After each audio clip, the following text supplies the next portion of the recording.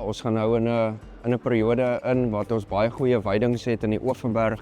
Molatech het baie spesifieke produkte vir die tyd van die jaar waarin ons ingaan. Gewoonlik het die veidings diete van die jaar hoë proteïene en lekker voedingswaarde. Maar mens wil nog steeds iets aanvul. Mens kan kyk na Molatech se Meester 20 klaargemengde lekke vir die boere die tyd redelik baie van die jaar. Meester 20 het ons ook lam en oilek Pasemaster wat produkte is wat spesifiek is vir die tyd van die jaar. Ons gaan ook in 'n periode in wat ons klein lammers moet gaan rantsoene maak vir lamkruip en vir afronding. En om Kobus Gerber gaan ons bietjie meer vertel van die rantsoene wat ons lammers kan gereed kry vir die Kersmark.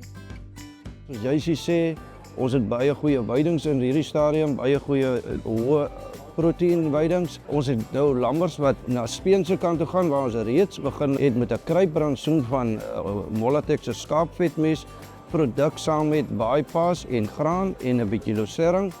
Is veral belangrik dat ons tog 'n bietjie rifoer in ons mengsel sit omdat die veiding so min vesel het, moet ons 'n bietjie vesel by ons mengsels aansit. So ja, ons beveel aan 'n 200 kg skaapvetmes met 'n 50 kg bypass en 600 kg graan, mielies of gars. En dan so 100 kg losering as 'n kruipvoer vir ons lammers. En dit kan ons maar baie vroeg begin gee van week 2 af al eintlik. Sou die lammers dan gespeen word en ons gaan na afrondfase toe, het ons 'n keuse.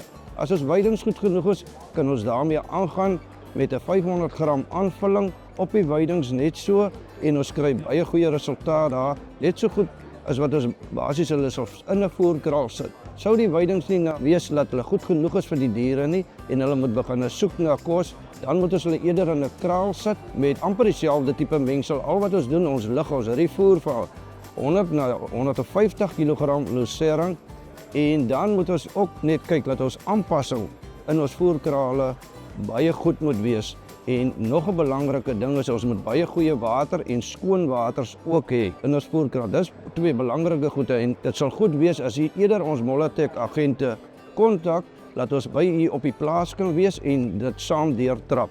Dis ons prioriteit dat ons kliënte die regte inligting kry rondom dit.